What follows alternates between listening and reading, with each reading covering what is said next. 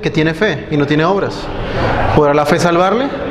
Y si un hermano o una hermana están desnudos y tienen necesidad del mantenimiento de cada día, y alguno de vosotros le dice, id en paz, calentados y saciados, pero no le dais las cosas que son necesarias para el cuerpo, ¿de qué aprovecha? Así también la fe, si no tiene obras, es muerta en sí misma. Pero alguno dirá, tú tienes fe y yo tengo obras. Muéstrame tu fe sin tus obras y yo te mostraré mi fe por mis obras. ¿Tú crees que Dios es uno? Bien haces. También los demonios creen y tiemblan. ¿Mas quieres saber, hombre vano, que la fe sin obras es muerta? ¿No fue justificado por las obras Abraham nuestro padre cuando ofreció a su hijo Isaac sobre el altar? ¿No ves que la fe actuó juntamente con sus obras y que la fe se perfeccionó por las obras? Y se cumplió la escritura que dice, Abraham creyó a Dios y le fue contado por justicia, y fue llamado amigo de Dios. Vosotros veis pues que el hombre es justificado por las obras y no solamente por la fe. Asimismo también Rahab la ramera no fue justificada por obras cuando recibió los mensajeros y los envió por otro camino. Porque como el cuerpo sin espíritu está muerto, así también la fe sin obras está muerta. Vamos a orar. Padre, te damos gracias en esta mañana por tu misericordia, por todo este tiempo que hemos podido compartir, Señor, tu palabra, los cánticos, las ofrendas, todo, Señor. Y rogamos, oh Dios, para que tú bendigas este tiempo de meditación bíblica, Señor. Que tú bendigas este tiempo de predicación, oh Dios. Y que no sean meras palabras, oh Dios, sino que, como dice tu palabra, Señor, que nosotros podamos recibir esas palabras no como palabra de hombre, sino como palabra de Dios, Señor. Ayuda, Señor, ayúdanos a escuchar atentamente, Dios. Y ayúdanos, oh Dios, a poner por obra, Señor, lo que vamos a oír en esta mañana, Señor. Que sabemos que es tu palabra, Dios. Te damos a ti la gloria y la honra en Cristo Jesús. Amén. Podemos sentar. Bueno. Quizás la frase que encontramos en este pasaje, la primera que ustedes escucharon, es una de las frases más conocidas para los creyentes, para los no creyentes, y esta frase es: la fe sin obras es muerta. En esta mañana vamos a ver las características de una fe real.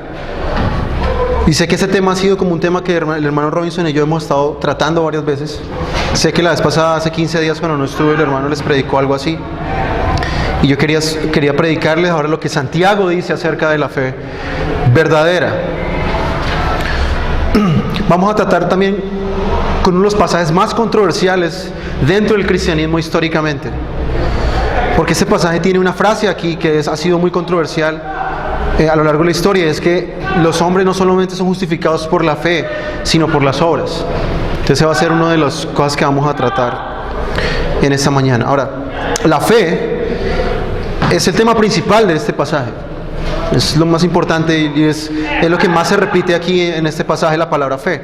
La fe es supremamente importante dentro de nuestro cristianismo, porque las escrituras dicen que sin fe las personas no pueden ser salvadas. También la fe tiene otra característica, y es que a través de la fe somos unidos a Cristo por medio de su Espíritu. Somos adoptados, somos incluidos dentro de la familia de Dios a través de la fe. La fe es el medio por el cual recibimos la salvación, representada en la justificación. Nosotros sabemos, ayer estuvimos estudiando acerca de la justificación, qué era la justificación y qué era la santificación, y hoy vamos a tratar un poco también este tema. La justificación es el acto legal que nos declara justos delante de Dios.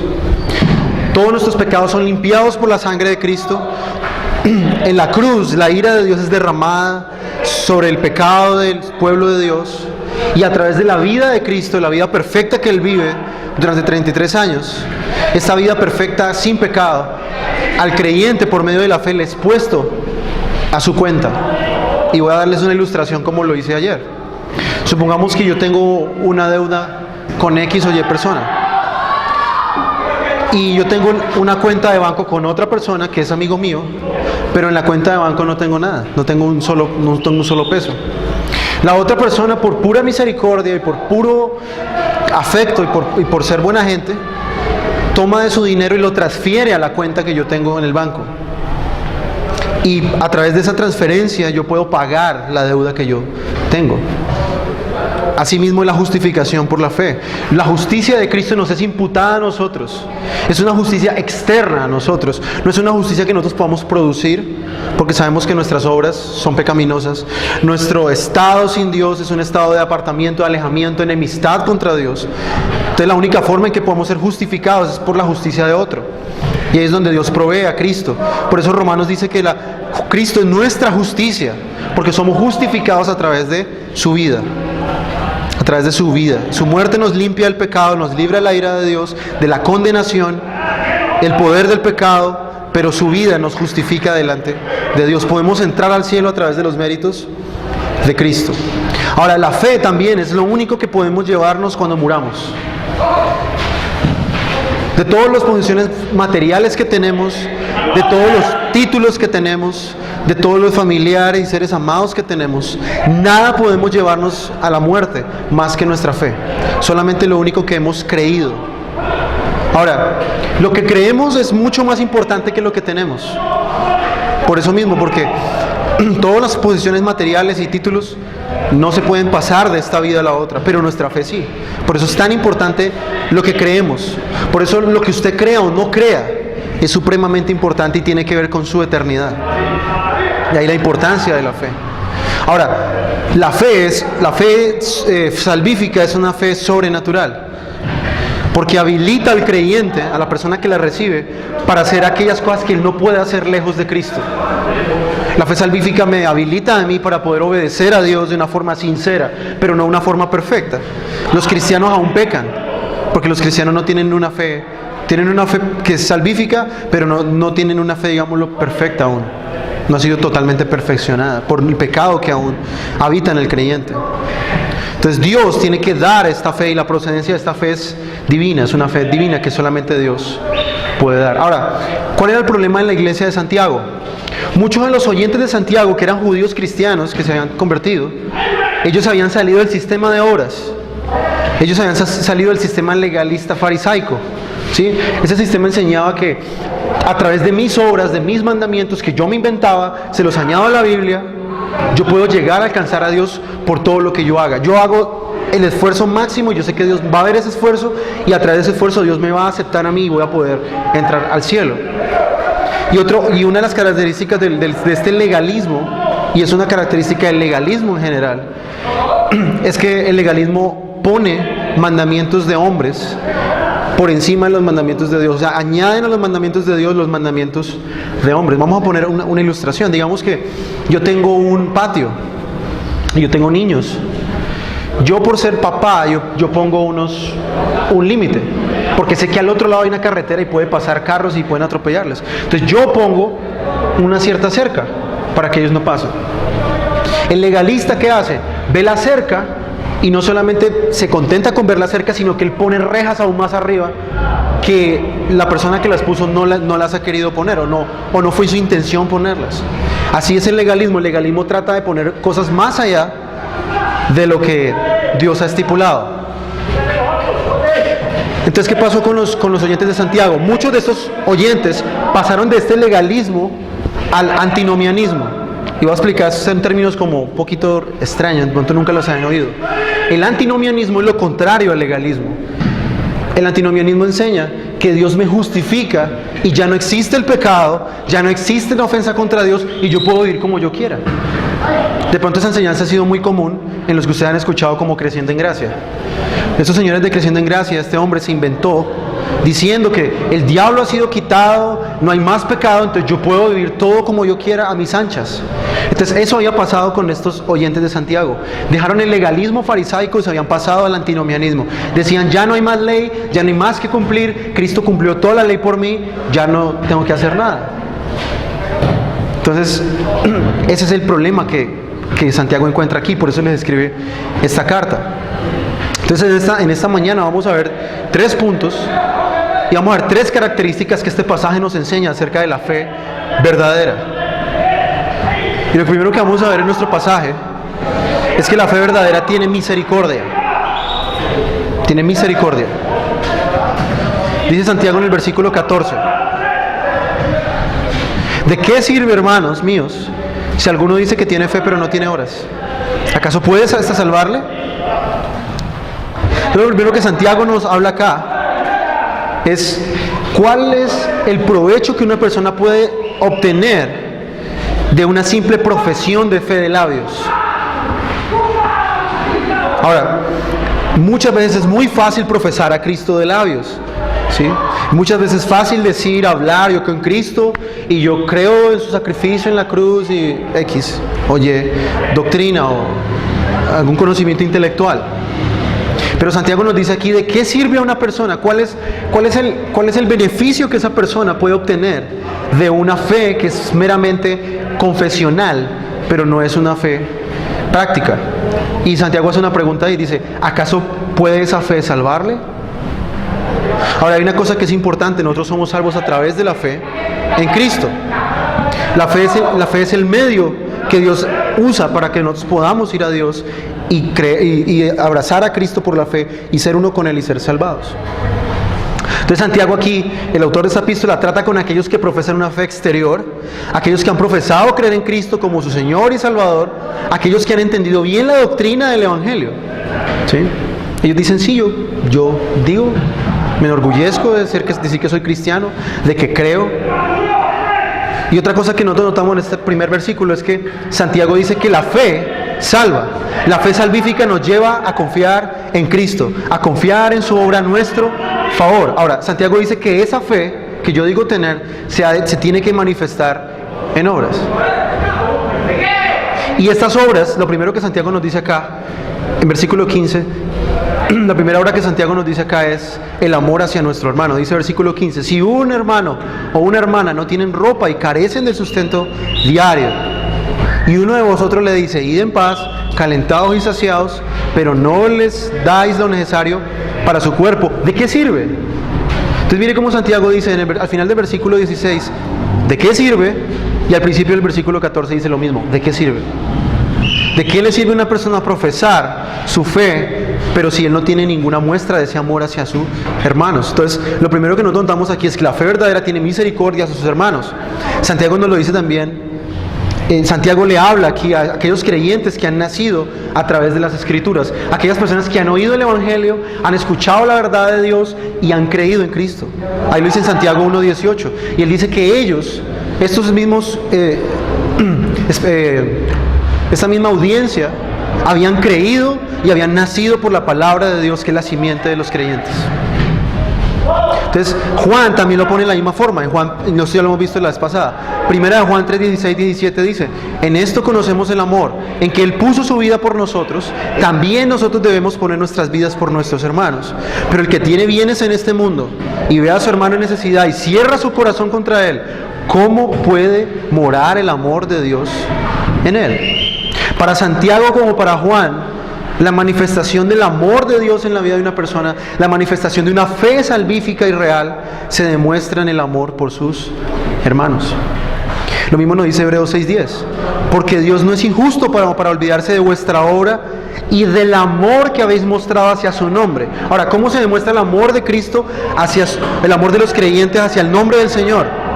Versículo 10, en la segunda parte, habiendo servido y sirviendo aún a los santos.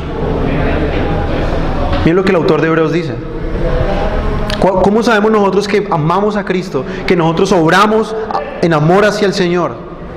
Sirviendo, habiendo servido, dice el autor, y sirviendo a nuestros hermanos. Nadie que no ame a su hermano de una manera sincera, ni demuestre en hechos el amor que dice profesar hacia Cristo, no obra según la fe que ha proclamado. Aquel que no ama a su hermano no está dando pruebas claras de su regeneración y de su fe genuina. Una persona que no demuestra un amor sincero, ojo, no perfecto, yo siempre hago énfasis en esto, no es un amor perfecto, pero es un amor sincero hacia el hermano, está demostrando que esa persona quizás no ha nacido de nuevo, no tiene una fe salvífica, no tiene una fe real. ¿Por qué? Porque en el verdadero creyente Dios da su espíritu a esos creyentes para que ellos puedan manifestar ese amor hacia los hermanos. ¿Sí? Es una obra de Dios en el creyente. Y es verdad, nosotros necesitamos mucha gracia para amar a los hermanos. Porque nosotros sabemos que entre nosotros mismos, entre los hermanos, aún hay pecados que están muriendo. Dios está haciendo la obra aún en ellos. Y muchas veces necesitamos mucha paciencia para poder soportar a algunos hermanos. A algunos es fácil amarlos, a otros es más difícil. Y para ambos necesitamos de la gracia de Dios. Ahora, otra cosa que nosotros notamos en este pasaje es que el ser humano, nosotros, no determinamos si la fe es real o no por nuestros estándares, sino que Dios nos da las marcas de advertencia para conocer y probar nuestra fe. Y Dios ha puesto una de esas marcas, y Dios dice que para poder saber si nuestra fe es real, es el amor por nuestros hermanos. Cualquier pretensión de fe que una persona tenga, que no venga acompañada de un amor sincero por el bienestar de su hermano, ese tipo de fe puede ser puesta en tela de juicio. Una persona que dice, sí, yo amo a Cristo y amo a su obra, pero no ama a su hermano. Ahora, el amor que se manifiesta aquí es un amor concreto. Santiago nos da pautas concretas. Y Santiago habla aquí acerca de su bienestar material. No está hablando aquí, bueno, si tú oras mucho por tu hermano, si tú oras harto por él, es porque lo amas. Bueno, eso es verdad. Pero lo que Santiago está dando aquí, y más que Santiago, el Señor, nos da a nosotros la pauta clara. Dios nos habla claro aquí y dice, la persona que no se preocupa por su hermano, que lo ve en necesidad y no le ayuda, simplemente le dice, bueno, el Señor te bendiga, y le echa la bendición, va para la casa, y no ayuda a su hermano, es una fe que no es provechosa. Ahora, ¿ustedes quieren saber qué cree realmente una persona? Simplemente examinen las obras de esa persona hacia sus hermanos, y ahí ustedes podrán ver qué es lo que realmente una persona cree. Muchas veces vemos personas que confesan, muy bonito, pero si queremos ver realmente lo que las personas creen, debemos ver sus actos, ¿sí? La profesión de labios es fácil, pero la demostración de esta, por medio de las obras, está reservada únicamente a los verdaderos creyentes. Y esto es muy común hoy. Entonces vemos que hoy en día le dicen a las personas, vengan a la iglesia, repita esta oración, diga esto, ¿fue sincero? Sí, listo, eres salvo, ya eres un creyente. Pero eso no es lo que Santiago dice aquí. Por el contrario, Santiago dice, ¿de qué le aprovecha una persona que dice que tiene fe pero no tiene obras? Los apóstoles nunca pensaron que la fe era de esa manera tan fácil, de repetir una oración y ser salvo, sino que para ellos, para poder ver quién realmente era un creyente, ellos veían sus obras.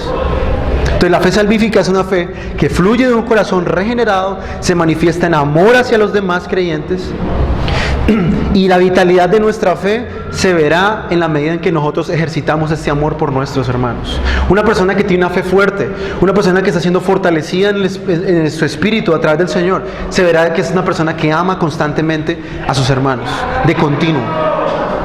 Ahí se nota la vitalidad de nuestra fe. Si nosotros queremos tener una fe fuerte, una fe viva, una fe saludable, lo veremos en la medida en que nosotros nos preocupamos por nuestros hermanos. Ahora, dice aquí un puritano de la antigüedad: ¿podrás presentarte delante de Dios el día del juicio con una fe de labios? ¿Una fe sin obras? ¿Una fe que nunca se demostró en el amor por el hermano? ¿Podrá una fe así salvarte? El día del juicio seremos juzgados por nuestras obras, y hay de aquellos cristianos que no tengan obras que demuestren su fe. Y aquí la importancia de las obras. Un verdadero creyente se va a asegurar que él hace obras, no para ser salvo, sino porque ha sido salvo, para demostrar su fe. Y para esto les voy a pedir que vayamos a Mateo 25, 34 al 46. Y vamos a ver el día del juicio, qué es lo que se va a juzgar. O seremos juzgados por nuestra profesión de fe, o seremos juzgados por nuestras obras que demuestran que nuestra fe es real. Dice Mateo 25, 34 al 46.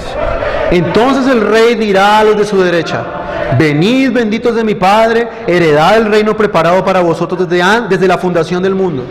Ahora, ¿cuál es la razón?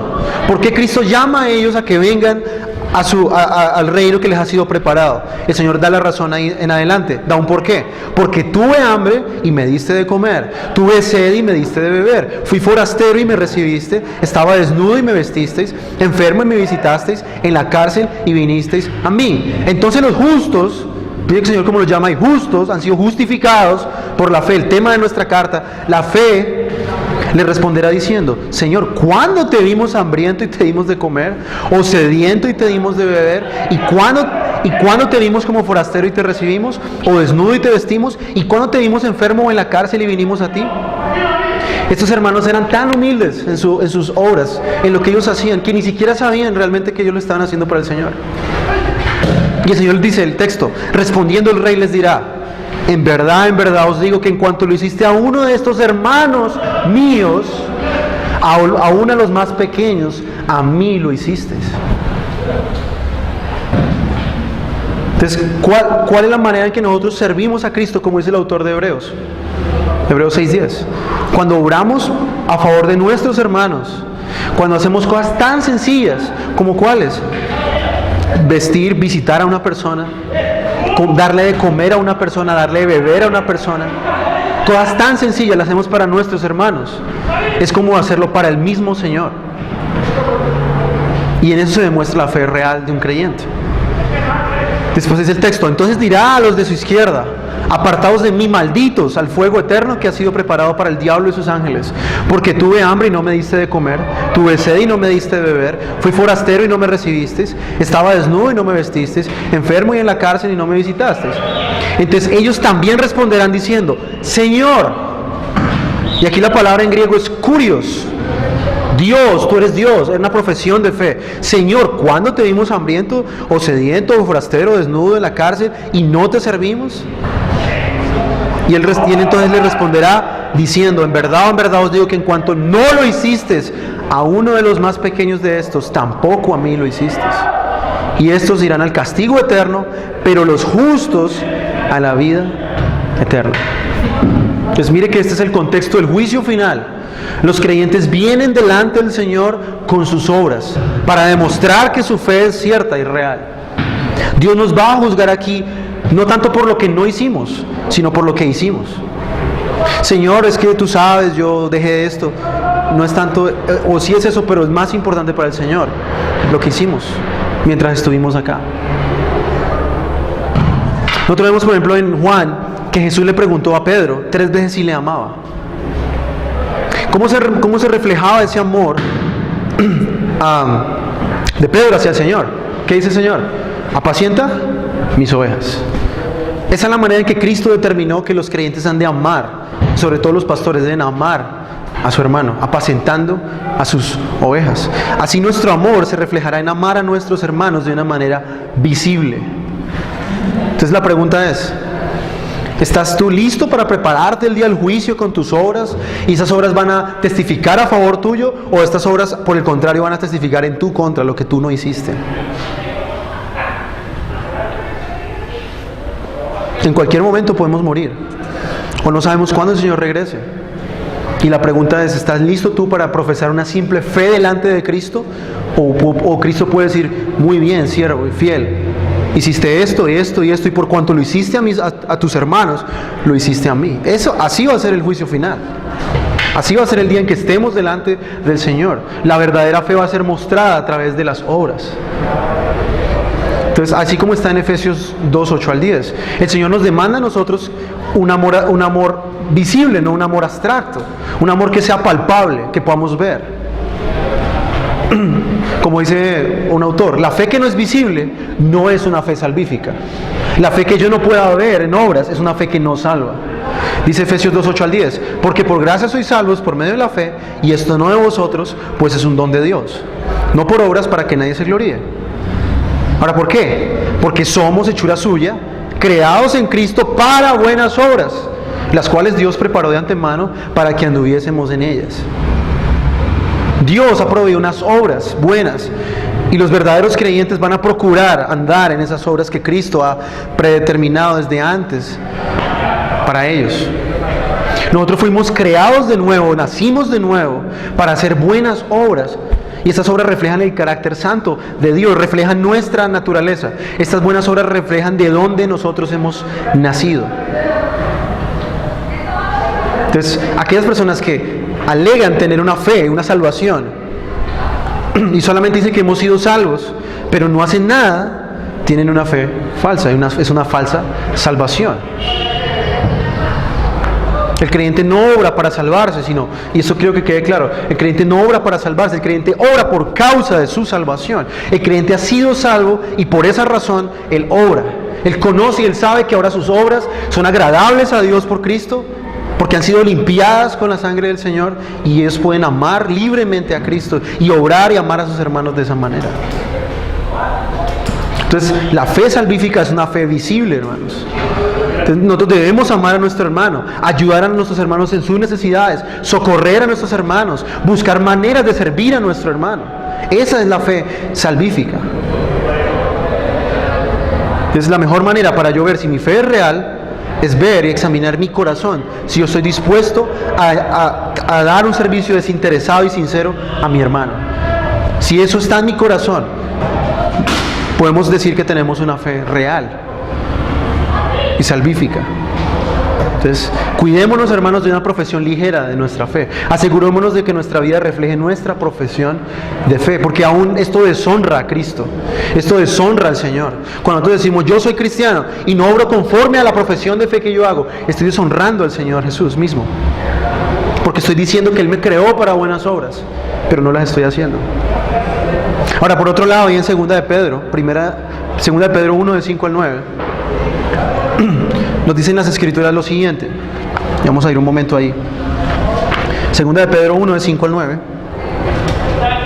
Dice, por esta razón, obrando con toda diligencia, añadid a vuestra fe virtud, a la virtud conocimiento, al conocimiento dominio propio, al dominio propio perseverancia, a la perseverancia piedad, a la piedad fraternidad, a la fraternidad amor, pues estas virtudes al estar en vosotros y al abundar no os dejarán ociosos ni estériles en el verdadero conocimiento de nuestro Señor Jesucristo. Porque el que carece de estas virtudes es ciego o corto de vista, habiendo olvidado la purificación de sus pecados pasados. Una cosa que este pasaje nos enseña es que Dios nos da la fe. Ustedes ven el versículo 5. La fe es la única virtud ahí que es dada por Dios al hombre. El hombre no produce la fe. Ahora, sobre esa fe que Dios da, el apóstol nos manda aquí con toda diligencia a añadir a esa fe todo el resto de virtudes que vemos en la lista. Añadirle virtud, conocimiento, dominio propio, perseverancia, piedad, y en la Reina Valera dice amor fraternal. Aquí dice fraternidad. Vemos ahí que a nuestra fe debemos añadirle fraternidad. ¿Por qué? Dice el versículo 8, pues estas virtudes al estar en vosotros y al abundar no os dejarán ociosos ni estériles en el verdadero conocimiento de nuestro Señor Jesucristo. ¿Cómo yo puedo crecer en el conocimiento del Señor Jesús? Cuando yo añado estas virtudes a mi fe salvífica. Una persona que realmente empieza a añadir a su fe puede realmente decir con certeza que ha sido salvo. Realmente Dios le ha escogido para salvación. Entonces nosotros debemos añadirle obras a nuestra fe. Entonces debemos edificar sobre la fe que nos ha sido dada. Vamos a entrar a nuestro segundo punto. Y nuestro segundo punto que vemos en el pasaje, del versículo 19 en adelante hasta el 24. Dice el versículo 19: ¿Tú crees que Dios es uno? Haces bien. También los demonios creen y tiemblan. Pero ¿estás dispuesto a admitir a un hombre vano que la fe sin obra es estéril? Y después habla de Abraham. Vamos a examinar ahora. Santiago comienza dándonos las pautas. Ya vimos la primera pauta y es el amor fraternal y su implicación también en el día del juicio. Ahora empieza hablándonos y nos va a dar la segunda señal de una fe falsa. Y la segunda señal de una fe falsa es aquella que tiene una doctrina correcta, pero sus obras son estériles.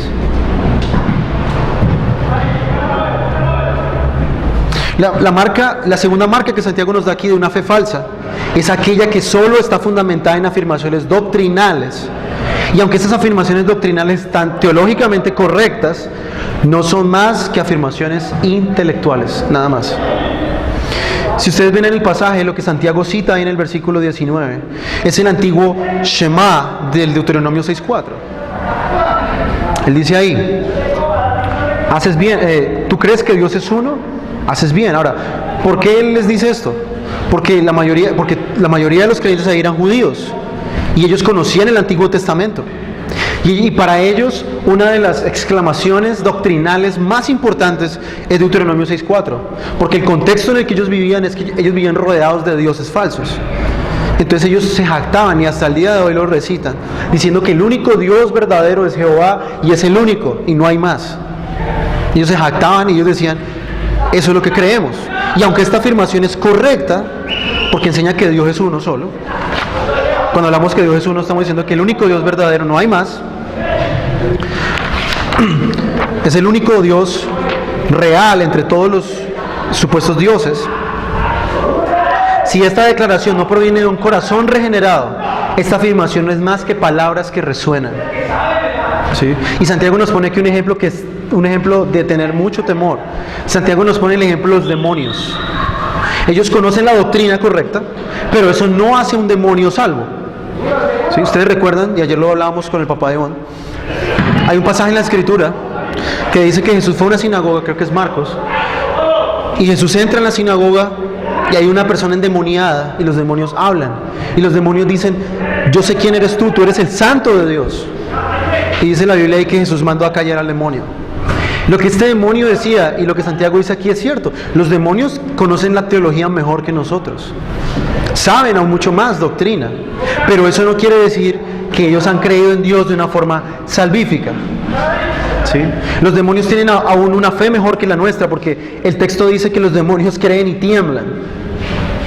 Aún es una mejor fe que la nuestra, pero no es una fe salvífica. Entonces, ese es el problema hoy en muchos de los círculos intelectuales de teología. Ahora, no estamos diciendo que la doctrina no es importante, ojo, la doctrina es supremamente importante, pero la doctrina debe ir acompañada con una vida de obras, de piedad.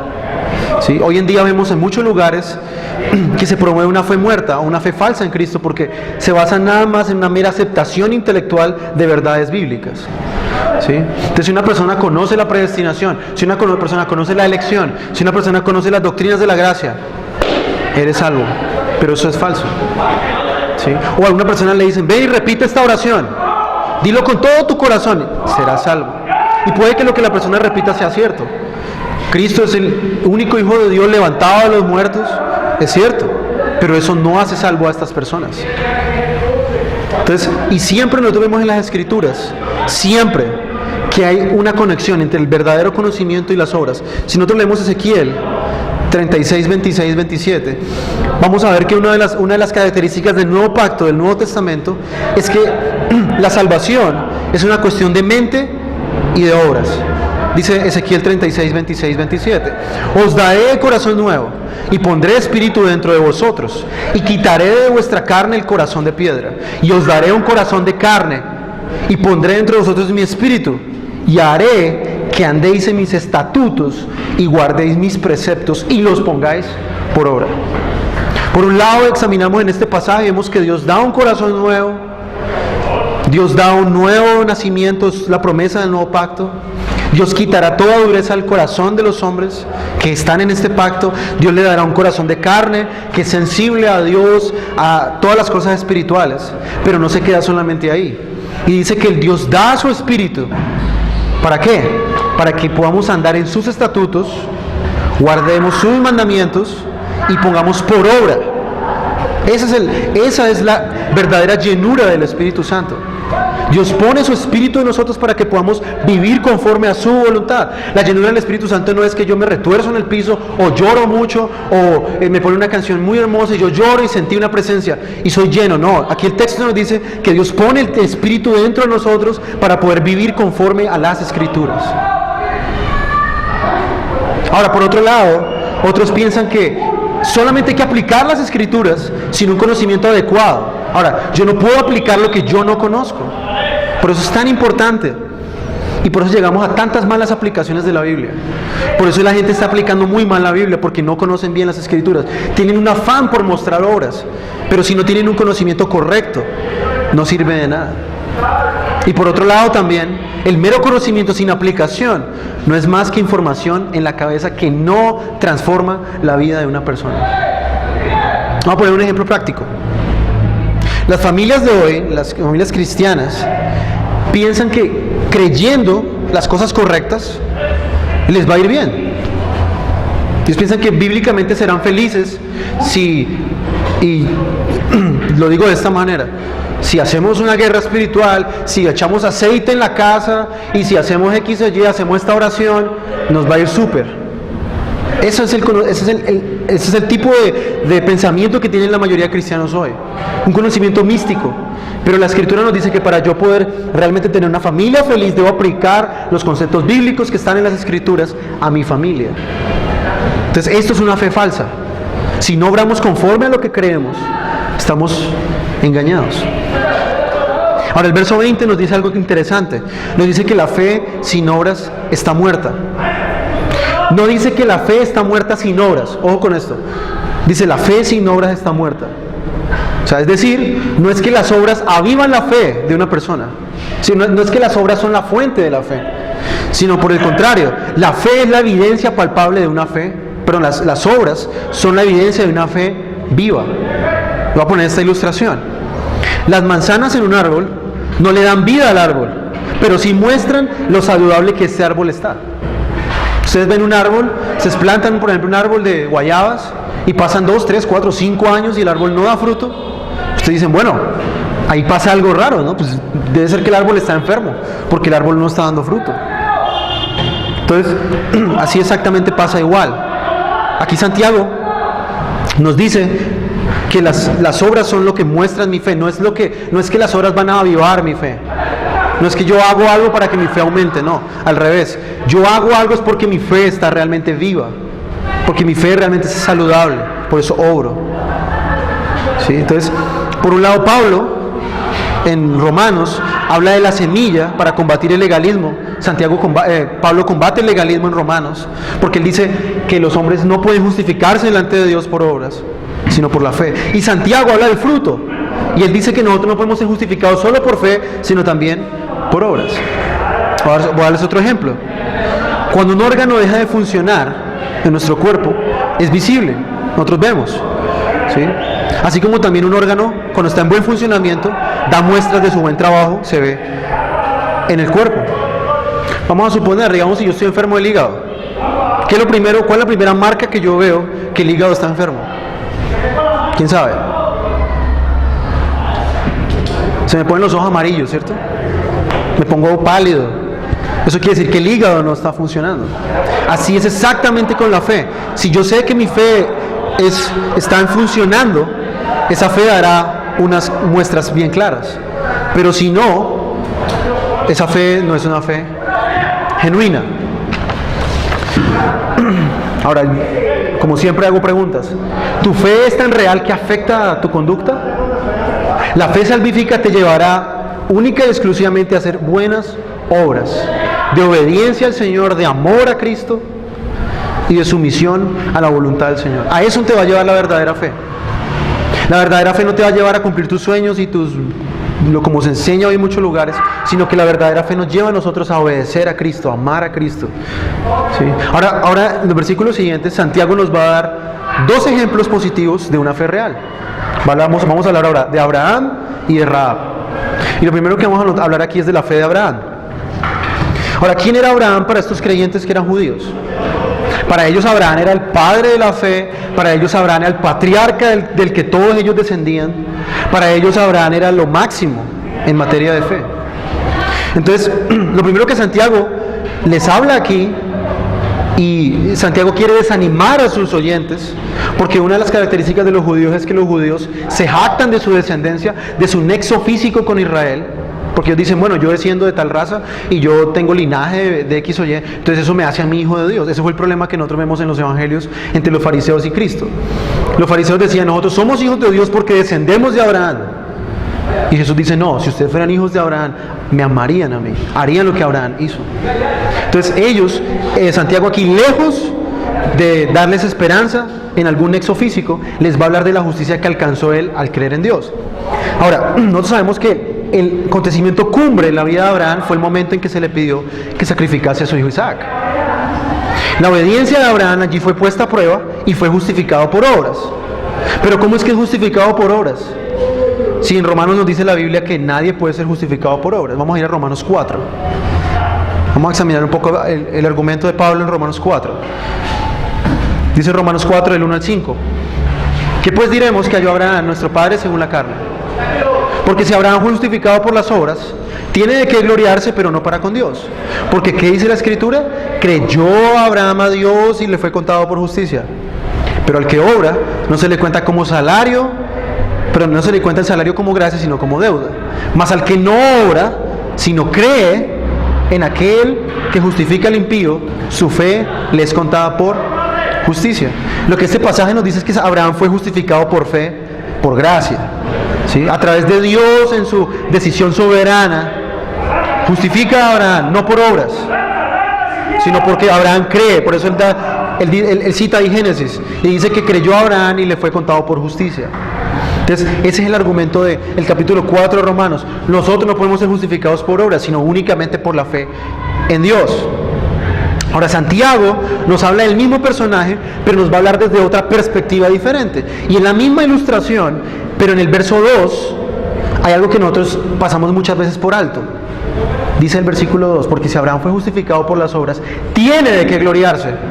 ¿Pero con quién no? Pero no con Dios. Entonces esa es la aclaración que Pablo hace aquí. Nosotros sabemos que somos justificados por gracia delante de Dios por medio de la fe, que nos es dada a nuestra cuenta. No la ganamos, no la conseguimos, sino que nos da como un regalo. Pero esta fe sí nos podemos gloriar, digámoslo entre comillas. Y ese es el punto que Santiago va a tocar acá. Santiago cree en la justificación por la fe, porque en el verso 23 del pasaje que estamos leyendo, dice ahí que Abraham creyó a Dios y le fue contado por justicia. Y dice el texto ahí, y fue llamado amigo de Dios, en Santiago 2.23. O sea, Santiago sí creía en la justificación por la fe, pero él nos va a mostrar desde otra perspectiva. Y él dice que fue justificado por fe, pero la manifestación visible de esa fe es la justificación delante de los hombres por medio de las obras. ¿Cómo podían los hombres mirar si la fe de Santiago, si la fe de Abraham era real o era mentira? ¿Cómo podían ellos? Por medio únicamente y exclusivamente de sus obras. La obediencia sin reservas de Abraham fue la marca de su fe salvífica. Cuando Dios llama a Abraham para que él sacrifique a su único hijo, y Abraham dice, sí, lo voy a hacer, Señor, y él va con su hijo, ahí se mostró realmente que Abraham tenía una fe salvífica. Pero yo les pregunto ahora, ¿la fe de Abraham era perfecta? No era una fe perfecta, porque ¿qué hizo Abraham además en su vida después de ese acontecimiento? Él mintió acerca de su esposa para protegerla en Egipto. Él no esperó la promesa de Dios, sino que se adelantó y tuvo un hijo con su criada. Pero la fe de Abraham, a pesar de todos sus errores y todas sus equivocaciones, era una fe real, una fe salvífica. ¿Por qué? Porque esta fe era tan real al punto de no negar a sacrificar a su propio hijo cuando Dios se lo pidió. Entonces, así nos dice Pablo, cómo Dios justificó a Abraham en Génesis 15, y Santiago nos dice cómo fue justificado Abraham en Génesis 22. Vamos a ver esos dos pasajes para poder entender un poco mejor. Génesis capítulo 15.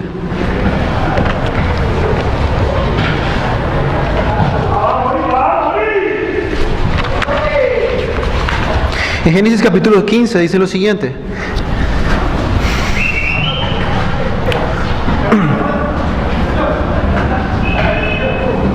Dice, versículo 1, después de estas cosas, la palabra del Señor vino a Abraham en visión diciendo, no temas, Abraham, yo soy escudo para ti, tu recompensa será muy grande. Y Abraham dijo, oh Señor, ¿qué me darás puesto que estoy sin hijos? Y el heredero de mi casa es Eliezer de Damasco. Dijo además Abraham, he aquí, no me has dado descendencia, y uno nacido en mi casa es mi heredero. He aquí que la palabra del Señor vino a él diciendo, tu heredero no será este, sino uno que saldrá de tus entrañas. Ese era tu heredero. Lo llevó fuera y le dijo, Abraham, mira al cielo, cuenta las estrellas, si te es posible contarlas, y le dijo, así será tu descendencia. Y Abraham creyó en el Señor y se lo reconoció por justicia. Estoy leyendo la versión de las Américas. Y se lo reconoció por justicia. Y le dijo, yo soy el Señor que te saqué de la tierra de los caldeos para esa tierra que la poseas. Y él le dijo, oh Señor, ¿cómo puedo saber que la poseeré? Tráeme, bueno, después hace un pacto, pero el punto principal acá es el versículo 6. Y Abraham creyó en esa promesa de Dios y Dios se lo reconoció o se lo puso como justicia. Ahora, si no tomamos al capítulo 22 de Génesis, eso que acabamos de leer es lo que Pablo nos habla en Romanos. Ahí donde Pablo nos dice, ahí fue donde Abraham creyó sin obras. pero fue justificado sin obras. En el capítulo 22 es lo que Santiago nos dice acá. Dice, aconteció que después de estas cosas Dios probó a Abraham y le dijo, Abraham, y él respondió, heme aquí. Y dijo Dios, toma ahora tu hijo, tu único, a quien amas, a Isaac, y ve a la tierra de Moriah y ofrécelo allí en holocausto sobre uno de los montes que yo te diré. Abraham se levantó muy de mañana, aparejó su asno y tomó con él a 2 de sus mozos y a su hijo Isaac. Y partió leña para el holocausto y se levantó y fue al lugar que Dios le había dicho. Al tercer día alzó Abraham los ojos y vio el lugar de lejos. Entonces Abraham dijo a sus criados, quedaos aquí con el asno, y yo y el muchacho iremos hasta allá y adoraremos y volveremos nosotros. Tomó Abraham la leña del holocausto y la puso sobre Isaac su hijo, y tomó su mano, el fuego y el cuchillo, y los dos iban juntos.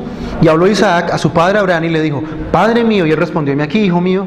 Dijo Isaac, aquí está el fuego y la leña, pero ¿dónde está el cordero para el holocausto? Y Abraham respondió, Dios proveerá para el cordero para el holocausto, hijo mío, y los dos iban juntos. Llegaron al lugar que Dios había dicho, y Abraham edificó allí el altar, arregló la leña, ató a su hijo y lo puso en el altar sobre la leña. Entonces Abraham extendió su mano y tomó el cuchillo para sacrificar a su hijo. Mas el ángel del Señor lo llamó desde el cielo y dijo, Abraham, Abraham, y respondió, heme aquí. Y el ángel dijo, no extiendas tu mano contra el muchacho ni le hagas nada, porque ahora sé que temes a Dios, ya que no me has rehusado tu hijo, tu único. Entonces, ¿cómo la justificación que Abraham había obtenido en Génesis 15, cómo se manifestó en obras? En Génesis 22. Allí donde Santiago nos dice que la fe de Abraham fue probada y fue mostrada que era genuina, porque fue justificado delante de los hombres por sus obras. Entonces la fe salvífica nos hace amigos de Dios como Abraham. La fe salvífica nos justifica, no el conocimiento intelectual de las verdades bíblicas, sino la confianza real y verdadera al oír la palabra y actuar conforme a ella, aunque no sea de una manera perfecta. Entonces, hermano, no te contentes con solo profesar a Cristo de labios. ¿Cómo creyó Abraham? Solamente Abraham dijo, sí, Señor, yo creo. ¿Y ya? No. Abraham obró conforme a lo que Dios le había dicho. Y como dice Juan Calvino, solo la fe justifica, pero la fe que justifica nunca está sola. La fe que justifica está acompañada de obras. Entonces vemos ahí cómo Dios justificó a Abraham por fe, y en el capítulo 22 de Génesis, Dios justificó a Abraham por obras, mostró realmente que su fe era genuina. Y ahora nuestro tercer punto, vamos a ver nuestro segundo ejemplo positivo que Santiago nos da, y ahora Santiago nos habla acerca de Rahab la ramera. Y el tercer punto es que la fe verdadera libra de la ira de Dios. Ahora, ¿quién era Rahab? Ya vimos quién era Abraham. Era un hombre, el padre de la fe para ellos, para los judíos. Era un hombre supremamente importante. Aún para judíos y musulmanes, Abraham es muy importante. Ahora, Santiago nos va a mostrar algo totalmente diferente. Rahab, ¿quién era? Era una gentil, era una prostituta, no era parte del pueblo de Dios. De hecho, ella estaba en una ciudad que estaba a punto de ser destruida. Entonces, lo que nos va a mostrar aquí es que estos hombres, no por su descendencia es que van a ser justificados. Lo que Santiago quiere mostrarle aquí a su audiencia es que cualquier persona, sin importar su trasfondo, puede ser justificado por la fe. Fue justificada tanto como lo fue Abraham. ¿Sí? Ahora es un contraste entre Abraham, el padre de la fe de los judíos, y Rahab, una prostituta que vivía en una ciudad, como lo dije anteriormente, destinada a la destrucción. Abraham fue una figura importante en el judaísmo, Rahab una simple desconocida.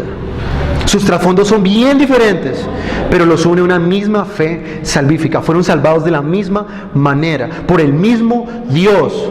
¿En qué forma? Creyendo en Él. Ahora es tanto así que usted lee Mateo, ambos están en la genealogía del Señor Jesús. Abraham aparece en la genealogía y Rahab fue incluida dentro de la genealogía del Señor Jesús. Ahora, ¿cómo fue que Rahab creyó? Si nosotros vamos a Josué, vamos a ir rápidamente ya por el tiempo. Josué capítulo 2, verso 9 al 11, nos dice cómo fue que Rahab creyó. Dice, y dijo a los hombres, hablando Rahab, sé que el Señor os ha dado la tierra y que el terror vuestro ha caído sobre nosotros. y que todos los habitantes de la tierra se han acobardado ante vosotros. Porque hemos oído cómo el Señor secó el agua del Mar Rojo delante de vosotros cuando saliste de Egipto, y de lo que hiciste a los 2 reyes de los amorreos que estaban al otro lado del Jordán, a Sehón y a Og, a quienes destruiste por completo. Y cuando lo oímos, se acobardó nuestro corazón, no quedando ya valor en nombre alguno por causa de vosotros, porque el Señor vuestro Dios es el Dios arriba en los cielos y abajo en la tierra. ¿Cómo fue que esta mujer creyó?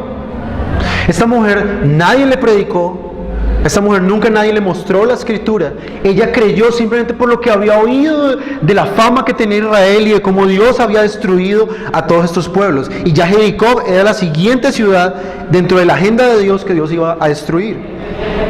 ¿Y esta mujer qué hace? Ella esconde a los espías y pone su confianza en el juramento de ellos de guardarla a ella y a su casa. ¿Cómo es que se da uno cuenta, o cómo nos damos cuenta que ella tuvo una fe salvífica? En el momento en que ella escondió a los espías en su casa. Ella creyó que Dios vendría a destruir Jericó y creyó en la promesa de estos hombres de que le iban a guardar. Y Dios tomó esa fe de ella y le salvó.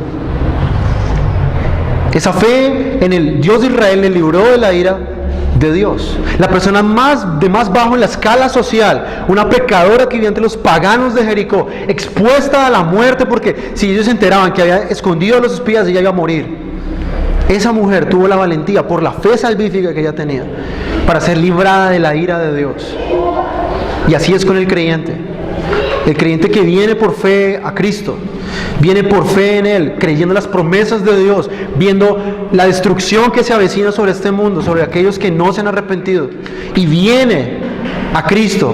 Dicen las Escrituras que Dios justifica a esta persona y Dios le da paz para con Dios. Dice Romanos 5, 1 al 2. Justificados pues por la fe, tenemos paz para con Dios por medio de nuestro Señor Jesucristo, por quien también tenemos